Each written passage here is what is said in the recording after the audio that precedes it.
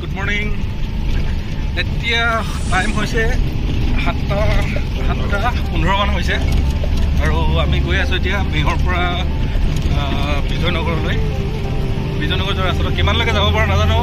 মোৰ লগত আছে আমাৰ মিণ্টু দাদা, গাড়ী ড্ৰাইভাৰ, আৰু তেখেতৰ লগতে মই এইখিনি লিপ লৈছোঁ। কিমানলৈকে যাব আপুনি? 57লৈকে এনেকৈ যাম। তাৰপিছত তেখেতৰ গাড়ীতে যাম আৰু তাৰপাছৰ পৰা আকৌ খোজকাঢ়িব লাগিব। যদি তাত গাড়ী পাওঁ তেতিয়াহ'লে গাড়ীত যাম, যিমানলৈকে গাড়ী যাব পাৰে আচলতে তেতিয়ালৈকে যাম, নহ'লে আকৌ খোজকাঢ়ি যাব লাগিব। আৰু এতিয়া আমি জংঘলৰ মাজতে আছোঁ আৰু ৰাস্তাটো এনেকুৱা। আপোনালোকে যদি বৰষুণ দিছিলে ৰাতিপুৱা টাইমত, এতিয়া আকৌ ৰ'দ ওলাইছে। ধুনীয়া বতৰ, ধুনীয়া পৰিৱেশ। আপোনালোকে আহিলে ফিল কৰিব ইমান ধুনীয়া পৰিৱেশ। একদম ফ্ৰেছ বতাহ পাব ইয়াত আপোনালোকে। একদম বিশুদ্ধ বতাহ বুলি কয় নহয়।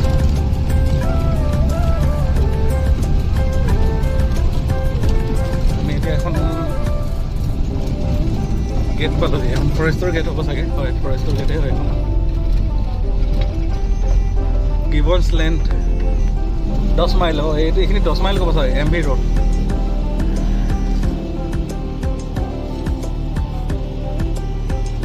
আপুনি কিমান দিনৰ পৰা কাম কৰি আছে ইয়াত? এবছৰমান হ'ল।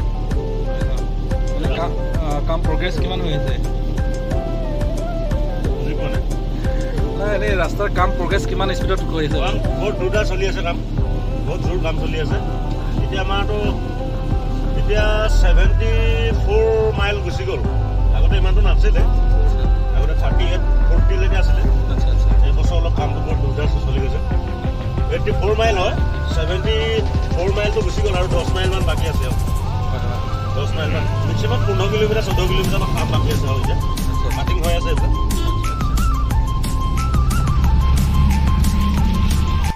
যদি আপোনালোকে প্ৰকৃতি ভাল পায় তেতিয়াহ'লে আপোনালোকে নিশ্চয় আহিব ইয়ালৈ আৰু এনজয় কৰিব ইয়াত আহি। ইয়াৰ পৰা এইটো মতিঝিল এইফালে যাব লাগিব চাগে ন? গৈছে নাই আপুনি ইয়াত? আহিছে ন? টাইমে নাপাওঁ যাব। তো এইটো এটা এনেকুৱা ৰিম'টেড এৰিয়া। ইয়াত কোনো ধৰণৰ নেটৱৰ্ক নাপায় চাগে ন? নেটৱৰ্ক নাপায়। হয়, ইয়াত নেটৱৰ্ক নাপায়। ভাবিছোঁ ইয়াৰ মানুহখিনি কিমান কষ্টত আছিলে আজি কিমান বছৰ আগৰ পৰা। গতিকে এতিয়া এইটো ৰাস্তাটো কৰিছে তেখেতলোকে। মই শুনাত তেখেতলোকে মানে মানুহবোৰে বহুত আনন্দিত হৈছে আৰু বহুত ফূৰ্তি কৰিছে বোলে এইটো কাৰণে, ৰাস্তাটো হোৱাৰ কাৰণে বহুত মানে মনত বহুত সুখ পাইছে তেখেতলোকে। কাৰণ আজি ইমান বছৰ ইয়াৰ পৰা আপোনাৰ মেয়ৰ পৰা চাগে ইয়ালৈকে আপোনাৰ বিজয়নগৰলৈকে 7 দিন 7 ৰাতি চাগে ন? 7 দিন 7 হয়, 7 দিন 7 ৰাতি খোজকাঢ়ি অহা যোৱা কৰে। ভাবিছোঁ কিমান কষ্ট। আৰু এইটো পাহাৰত কোনো ৰাস্তাই নাই। এনেকুৱা এটা জেগাত যদি ৰাস্তা হৈ গৈছে তেখেতলোক নিশ্চয় আনন্দিত হ'ব। গাড়ীখন ক'ত কৰি আছিলে জানো? আগত ইয়াতে হ'ব চাগে। ইয়াত বোলে গাড়ী এখন এক্সিডেণ্ট হৈ আছে। কোম্পানীৰ গাড়ী ন? গাড়ীখন চাগে ইয়াতে এক্সিডেণ্ট হৈছে। কোনফালে পৰিলে? ৰখাবচোন।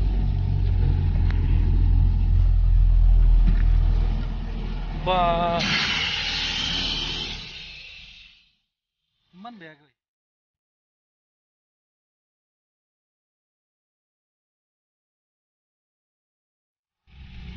যিটো এক্সিডেণ্ট হৈছে ইয়াত বেলেগ আৰু এনেকুৱা ভয় লাগিব। আৰু আগতো আৰু ওখ পাহাৰ আছে। মইতো আধালৈকে গৈছিলোঁ। মোৰ কথাটো বৰ বেলেগকৈ ওলাইছে। আধালৈকে গৈছিলোঁ মই আগতে, তাৰপিছতে বাইকত যেতিয়া আহিছিলোঁ নহয় ওখ হৈ আছে। তাত পৰা গাড়ী উঠাই আনিব নোৱাৰে। তো যদি কেনেবাকে যদি গাড়ী পৰে আৰু গাড়ী উঠি নাহে আৰু তুমি বিচাৰি পাব গাড়ী বিচাৰিয়ে নাপাব। হয়, বহুত তলত পৰিবগৈ চাগে। গাড়ী বিচাৰিয়ে নাপাব।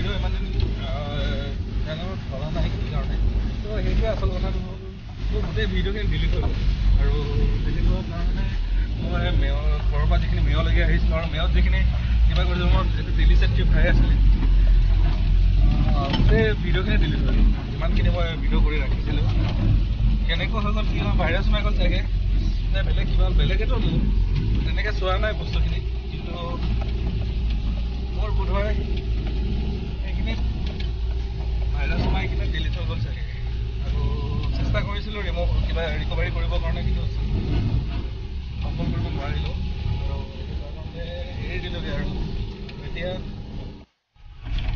আমি দিৱান ভেলী পামগৈ এতিয়া ইয়াৰ পৰা বেছি দূৰ নহয় চাগে আপোনালোকে শুনিছে চাগে ইয়াত এটা বহুত ধুনীয়া ঝৰ্ণা আছে দেখিব দিয়া মইতো দূৰৰ পৰাই দেখি আহিছোঁ এই ঝৰ্ণা আৰু শ্ল' কৰকচোন ভিডিঅ'টা এইটো ঝৰ্ণা আৰু এইটো কি নাম হৈছে অনামিকা ফলছ এইটো কি কাৰণে লাগিছে জানে নেকি অনামিকা জেগাডোখৰ মানে অনামিকা নামৰ ছোৱালীজনী ইয়াত মৰিছিলে বুলি কোৱা হৈছিলে আচ্ছা তাৰপৰা এই জেগাডোখৰ সেইকাৰণে অনামিকা নামেৰে বিখ্যাত হ'ল বোলে আচ্ছা কেনেকৈ মৰিছিলে মানে গম নাপাওঁ তেনেকৈ এনেই মৰিছিলে বুলি গম শুনিছোঁ আচ্ছা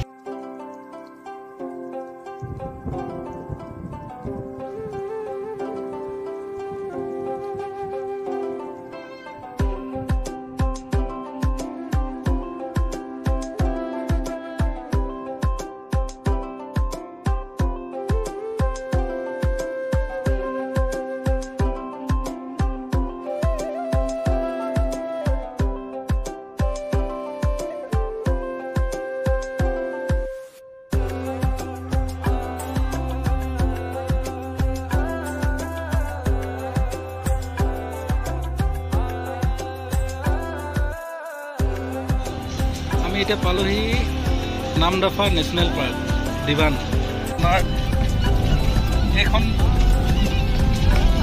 আপোনাৰ উদ্যানত কোনোবা এটা চাইডে বৰষুণ দিয়ে বুলি শুনিছোঁ মানে মই ইয়াৰ ভালখিনি কৈছিলে মই যিমানখিনি কথা পাতিছিলোঁ ইয়াত ওচৰৰ পাজৰৰ গাঁৱৰ মানুহখিনিৰ লগত তেখেতে কৈছিলে ইয়াতে কোনোবা এটা জেগাত বোলে বৰষুণ দি থাকে সেইকাৰণে ইয়াৰ আন এটা নাম হৈছে নামদফাৰ আন এটা নাম হৈছে বৰ্ষাৰণ্য বুলি কোৱা হয় মানে নামদফা বৰ্ষাৰণ্য আৰু ইয়াত আৰু এটা কাৰণে বিখ্যাত আপোনালোকে কমেণ্টত জনাবচোন মোক কি কাৰণে নামদফা ৰাষ্ট্ৰীয় উদ্যানখন বিখ্যাত আপোনালোকে মই জানো মই নকওঁ আপোনালোকক আপোনালোকে কমেণ্টত লিখি কিনে ক'ব মোক কি কাৰণে বিখ্যাত হয় আচলতে আপোনালোকে পঢ়িছে চাগে নিশ্চয় আৰু পঢ়াৰ কাৰণে আপুনি জানে নাজানে ন জানে কিন্তু কোৱা নাই এতিয়া মানে শুনিছিলোঁ অলপ আগতে এতিয়া কোৱা নাই আপোনালোকে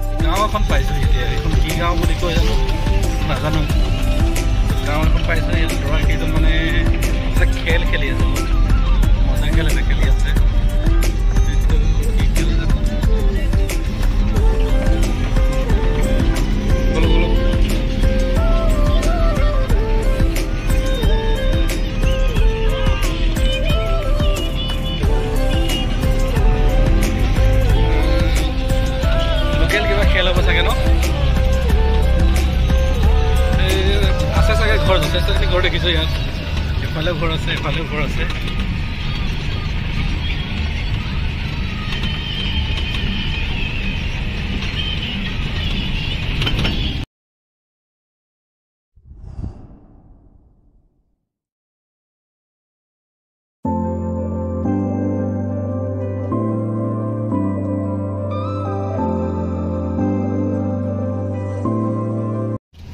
এতিয়া আমি পাইছোহি 64 মাইল পালোহি আৰু এতিয়া ইয়াতে ক'ৰবাত থাকিব লাগিব তো বৰষুণ দি আছে আপোনালোকে দেখি আছে ন আন্ধাৰ হ'লগৈ আৰু অথনি বেটেৰীটো একেবাৰে অফ হৈ গৈছিলে সেইকাৰণে কিবা কৰিব নোৱাৰিলোঁ এতিয়া বৰষুণ দি আছে গম পাইছে নহয় এই গাড়ীত গৈয়ে আছোঁ এতিয়ালৈকে আৰু মিণ্টুটা লগতে আছে এইফালে মিণ্টুটা লগতে আছে গৈ আছোঁ পাম আৰু লাগিব চাগে 10-15 মিনিট লাগিব তাৰপিছত তাতে কেম্প আছে বোলে আৰু তাতে থাকিব লাগিব আজি